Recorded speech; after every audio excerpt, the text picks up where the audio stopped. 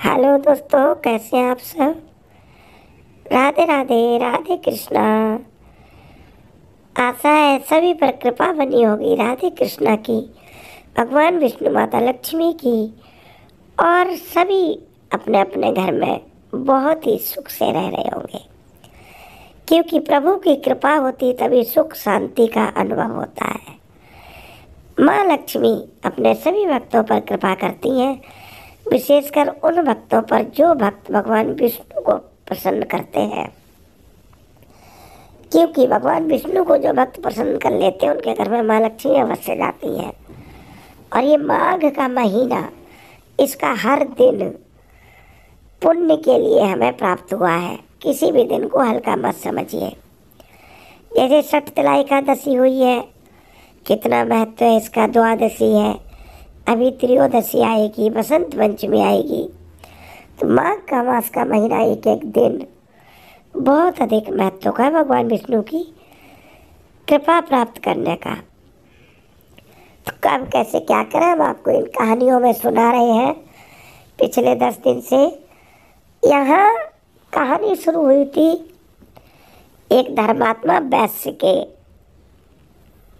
जो रहता था, बहुत ही धनी था, अपार धन था। उसने अपना अंतिम समय आया देखकर बहुत सारे अश्वमेध यज्ञ किए, भंडारे किए, जी खोलकर दान पुण्य किया। उसके 2 पुत्र थे, कुंडल विकुंडल।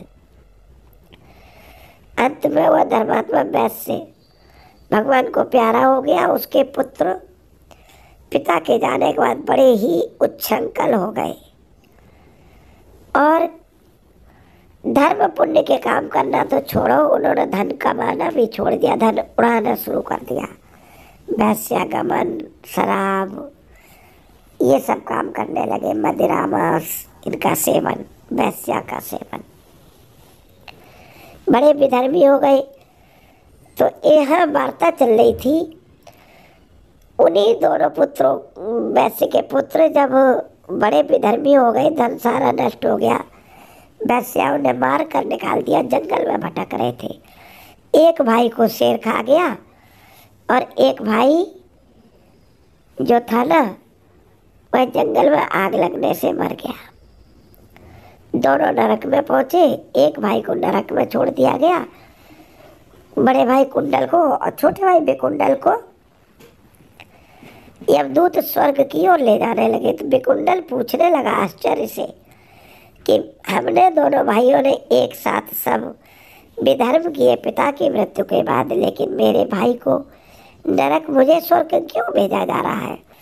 रास्ते में उसने यमदूत से चर्चा की और कहा, यदि आप बुरा न माने तो हमारी बातों का जवाब दें। मैं जानना चाहता हूँ कि ऐसा क्यों हो रहा है हमारे साथ 2 तरह का व्यवहार। तब यमदूत बताते हैं, चलो आगे की कथा सुनते हैं। सुनने से पहले हे माता रानी, जो कोई आपके चरणों में सब्सक्राइब, लाइक समर्पित करके, चैनल सब्सक्राइब करके जय माँ लक्ष्मी लिखे, उसके घर को धन वैभव खुशियों से भर देना। यहाँ विकुंडल कहने लगा यमदूत से कि हे भैया यमदूत, तुमने हमारे मन से पूछे गए सभी सवालों का जवाब दिया। मेरा मन बहुत प्रसन्न हुआ है, क्योंकि सज्जनों के वचन हमेशा गंगा के जल के समान पापों का नाश करने वाले होते हैं। उपकार करना, मीठा बोलना सज्जनों का स्वभाव ही होता है। जैसे अविरत मंडल चंद्रमा को भी ठंडा कर देता है। अब कृपा करके यह भी बताइए कि किस प्रकार मेरे भाई कुंडल का नरक से उद्धार हो सकता है। मैं अपने भाई को नरक में नहीं देख सकता। तब दूत कुछ देर चुप रहे, फिर ज्ञान की दृष्टि से विचार करके मित्रता रूपी रस्सी से बंधा हुआ बोला कि हे वैश्य, हे विकुंडल, यदि तुम अपने भाई के लिए स्वर्ग की कामना करते हो तो जल्दी ही अपने 8 जन्म के पुण्य फल को उसके निमित्त अर्पण कर दो। तब विकुंडल ने कहा, हे दूत, वह पुण्य क्या है और वह पुण्य कहाँ है। मैं उन पुण्यों को कैसे किस प्रकार अर्पण कर दूं अपने भाई के लिए। मैंने कौन से जन्म में कौन से पुण्य किए हैं वह सब बताओ, फिर मैं अपना पुण्य अपने भाई के लिए अर्पित कर दूंगा, जिससे उसे भी स्वर्ग की प्राप्ति हो जाए। विकुंडल की बात सुनकर दूत यम के दूत कहने लगे, हे वैश्य सुनो, मैं तुम्हारे पुण्य की सब कथा जानता हूँ, क्योंकि चित्रगुप्त सब लिख कर रखते हैं। हर व्यक्ति के जीवन का पुण्य पाप का लेखा जोखा चित्रगुप्त जी रखते हैं। तुम सुनो, मैं तुम्हारे पुण्यों की कथा जानता हूँ, इसलिए कहता हूँ। पुराने समय में मधुबन में साल्की नाम का ऋषि था। वह बड़ा तपेश्वरी ब्रह्मा के समान तेज वाला था। नवग्रह की तरह उसकी रेवती के 9 पुत्र थे।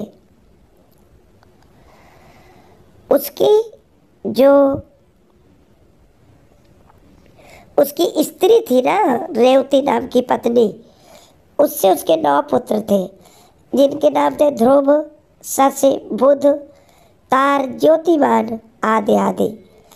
इन 5 ने गृहस्थाश्रम धारण किया तथा निर्मोह, जितवाय, ध्यानिष्ठ और गुणात्मक 4 ने संन्यास ग्रहण किया, वन में रहने लगे। ये शिखा सूत्र इन्होंने अपनी चोटी बढ़ाई और शिखा सूत्र से रहित पत्थर और सोने को समान समझते थे। जो कोई अच्छा या बुरा उनको अन्न देता वह वही खा लेते थे, और कोई कैसा ही कपड़ा क्यों दे देता, जैसा कपड़ा उनको दे देता वह पहन लेते। बड़े संतुष्ट और साधु स्वभाव के थे। सदैव ब्रह्म के समान ध्यान में लगे रहते थे। इन 4 ने व्रत से अपनी ठंड, गर्मी, निद्रा, आहार, शीत, घाम सबको जीत लिया। बस चराचर को विष्णु रूप समझते हुए मोह धारण करके संसार में विचरने लगे। ये 4 महात्मा तुम्हारे घर आए जब तुमने दोपहर का समय था। तुमने सोचा ये भूखे प्यासे होंगे। तुमने इनको गदगद कंठ से नमस्कार करके इनका बड़ा आदर सत्कार किया। इनको चरणों को धोकर चरणामृत लिया और कहने लगे, अहो भाग्य है मेरे कि ऋषिवर आप पधारे। आज मेरा जन्म सफल हो गया। मुझ पर भगवान प्रसन्न हुए। मैं सनाथ हो गया। मेरे माता पिता, पत्नी, पुत्र, गौ आदि सभी धन्य हैं, जो आज मैंने हरि के समान, भगवान विष्णु के समान आप ऋषियों के दर्शन किए। इसलिए हे वैश्य, इस प्रकार तुमने श्रद्धा से उनका पूजन किया। चरण धोकर जल को मस्तक से लगाया और विधि पूर्वक पूजन करके तुमने उन सन्यासियों को दोपहर का समय जानकर भर पेट स्वादिष्ट भोजन कराया। इस प्रकार उनको तुमने संतुष्ट किया। इन सन्यासियों ने भोजन करके रात को तुम्हारे घर में विश्राम भी किया और ब्रह्म के ध्यान में लीन हो गए। इन्होंने वहीं पर बैठकर ध्यान किया। इन सन्यासियों के सत्कार से जो पुण्य तुमको मिला सो मैं भी कहने में असमर्थ हूँ, क्योंकि सब भूतों में प्राणी श्रेष्ठ है। प्राणियों में बुद्धि वाले प्राणी श्रेष्ठ है, बुद्धि वालों में मनुष्य श्रेष्ठ है, मनुष्यों में ब्राह्मण श्रेष्ठ है, ब्राह्मणों में ऋषि तपस्वी श्रेष्ठ है, विद्वानों में पुण्यात्मा, गुणवानों में ब्रह्मज्ञानी सर्वश्रेष्ठ है। ऐसी ही संगति से बड़े बड़े पाप भी नष्ट हो जाते हैं। यह पुण्य तुमने अपने पहले 8वें जन्म में किया था। सो यदि तुम अपने भाई को नरक से मुक्त करना चाहते हो, तुम चाहते हो कि वह भी नरक से बाहर आ जाए और स्वर्ग में तुम्हारे साथ जाए तो वह पुण्य तुम उसे दे दो। दूत के ऐसे कहने से, ऐसे वाक्य सुनकर विकुंडल ने बड़ी प्रसन्नता से अपना 8वें जन्म का वह परम पुण्य अपने भाई कुंडल को अर्पित कर दिया और वह नरक से मुक्त हो गया और दोनों भाई देवताओं से पूजित किए गए। तब दूत अपने स्थान को चला गया और इस प्रकार वैश्य के पुत्र विकुंडल ने अपना पुण्य दे करके अपने भाई को नरक की यातना से छुड़वा लिया। और हे राजन, जो कोई इस इतिहास को पढ़ता या सुनता अथवा सुनाता है वह 1000 गोदान का फल प्राप्त करता है और स्वर्ग की प्राप्ति करता है। ऐसे व्यक्तियों को धर्म, अर्थ, काम, मोक्ष चारों पुरुषार्थों की सिद्धि होती है। आप हमारे चैनल के अन्य वीडियो देखें और क्रमशः ऐसे महात्माओं की कथाएं सुनते रहें। कल फिर नई कथा में मिलेंगे। जय